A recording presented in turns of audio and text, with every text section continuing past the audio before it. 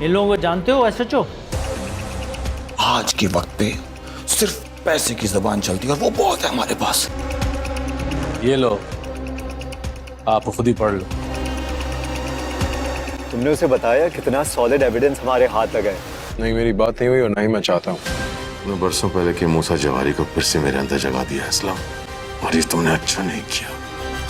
24 घंटे अहम है सावन, हमें बहुत एहतियात करती है। मुझे आपसे एक बात करनी थी शहनाज। पिया मेरे दोस्त की क्लाइंट नहीं है। सावल, यूं पीछे से आवाज ये ना अकेली दिया नहीं करें। है पिया, मैं हर कदम पर आदत उसके हो साथ गई है हूं। इन कानों को सुंबल पिया को आपके। लेकर सीधे डीसी शहरयार के पास पहुंचता है।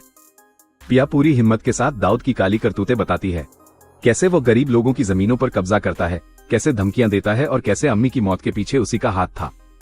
शहरयार सबूत देखता है, फाइलें पलटता है और संजीदा आवाज में कहता है, अगर ये सब सच है तो दाऊद को कोई नहीं बचा सकता।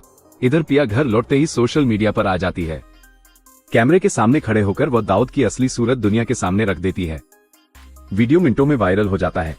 दाऊद टीवी स्क्रीन पर ये सब देखकर बौखला जाता है। वो फोन उठाकर अपने आदमियों को चिल्लाकर कहता है, पिया को उठा लाओ, अभी के अभी। उसे समझ आ जाना चाहिए कि दाऊद से टकराने का अंजाम क्या होता है। अगली सुबह पिया यूनिवर्सिटी से बाहर निकलती है। तभी एक गाड़ी तेज रफ्तार में आकर रुकती है। नकाबपोश लोग उसे जबरदस्ती अंदर खींच लेते हैं। पिया चीखती है लेकिन सड़क पर कोई कुछ समझ नहीं पाता। कुछ ही देर में दाऊद असलम को कॉल करता है, अगर केस वापस नहीं लिया तो तुम्हारी बेटी की लाश मिलेगी। असलम के हाथ कांपने लगते हैं। वो फौरन सुंबल को सब बताता है। सुंबल बिना वक्त गंवाए पिया के मोबाइल की लोकेशन निकलवाता है। लोकेशन सीधा दाऊद के फार्म हाउस की तरफ जा रही होती है। सुंबल गाड़ी तेज करता है, आंखों में गुस्सा और दिल में सिर्फ एक नाम, पिया। फार्म हाउस पहुंचते ही सुंबल हीरो के अंदाज में गेट तोड़ता है। अंदर घुसते ही देखता है पिया रस्सियों से बंधी हुई है। वो दौड़कर उसके पास जाता है और रस्सियां खोलते हुए उसे अपने सीने से लगा लेता है। तभी पीछे से दाऊद गुस्से में गोली चला देता है। गोली सुंबल को छूते हुए निकल जाती है। इसी पल पुलिस सायरन गूंजते हैं। डीसी शहरयार पुलिस के साथ अंदर घुसता है।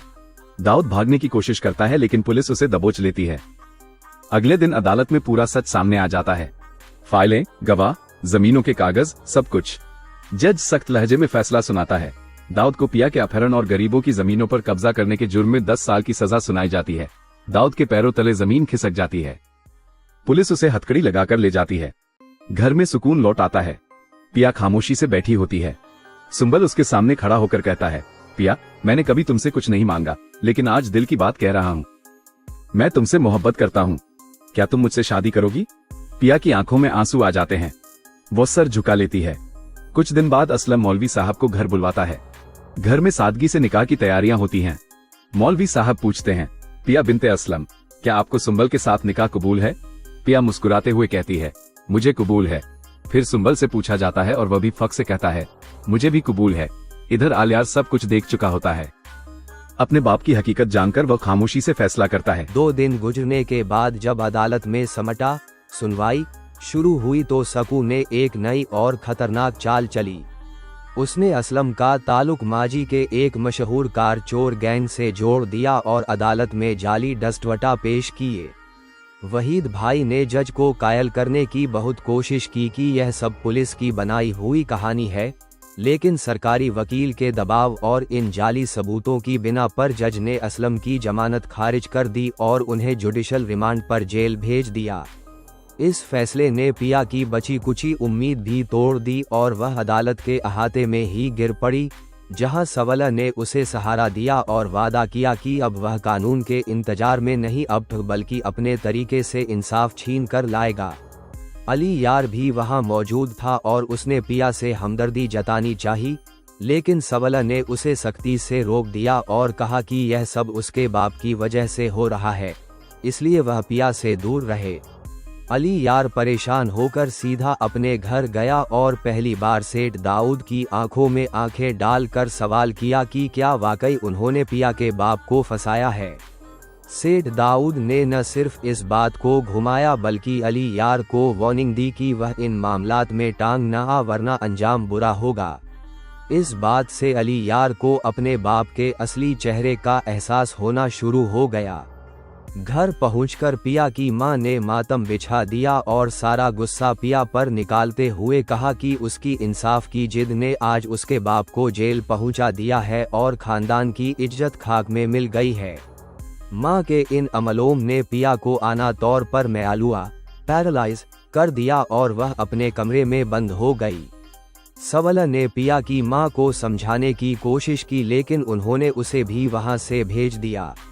रात के अंधेरे में सबला ने उस मैकेनिक को ढूंढ निकाला जिसने पुलिस के कहने पर असलम की दुकान में चोरी की गाड़ी खड़ी की थी, लेकिन वहां निसार के गुंडों ने सबला पर हमला कर दिया और एक जबरदस्त लड़ाई हुई जिसमें सबला ने जख्मी होने के बावजूद उन्हें भगा दिया।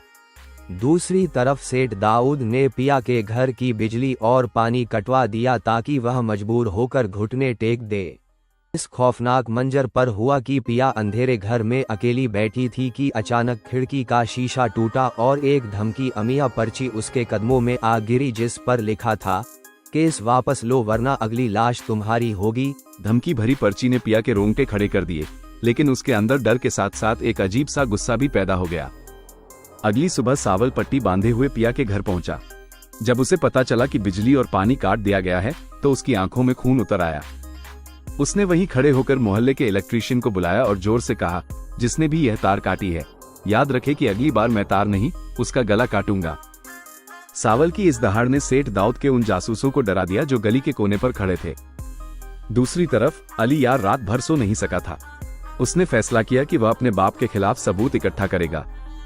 वो चुपके से सेठ दाऊद के ऑफिस पहुंचा और वहां से कुछ ऐसी फाइलों की तस्वीरें ली जिनमें पुलिस को दी जाने वाली रिश्वत का रिकॉर्ड था। लेकिन बदकिस्मती से निसार ने उसे देख लिया और फौरन सेठ दाऊद को खबर कर दी। सेठ दाऊद ने अपने ही बेटे को घर में नजरबंद हाउस अरेस्ट करने का हुक्म दे दिया।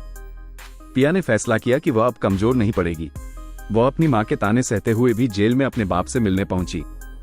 असलम की हालत देखकर उसका दिल फट गया, लेकिन असलम ने उसका हाथ पकड़कर सिर्फ इतना कहा, बेटा सच की राह कांटों भरी होती है लेकिन जीत सच की ही होती है। वापस आते वक्त पिया की मुलाकात वकील वहीद भाई से हुई, जिन्होंने बताया कि उस मैकेनिक का बयान ही अब आखिरी रास्ता है। सावल एक बार फिर उस मैकेनिक के पीछे निकला, लेकिन इस बार वो अकेला नहीं था। उसने अपने कुछ पुराने दोस्तों को साथ लिया और उस गोदाम पर छापा मारा जहां मैकेनिक छुपा हुआ था। एक रूह कंपा देने वाले मुकाबले के बाद सावल ने मैकेनिक को दबोच लिया।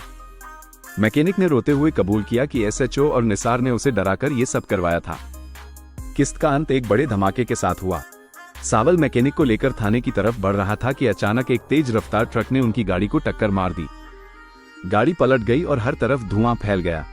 उधर पिया के घर में अचानक आग लग गई। पिया अपनी जान बचाने के लिए चिल्ला रही थी, लेकिन बाहर से दरवाजा बंद था। क्या सावल और पिया इस मौत के जाल से बच पाएंगे? मिलते हैं दोस्तों अगली वीडियो में। अपना ख्याल रखिएगा।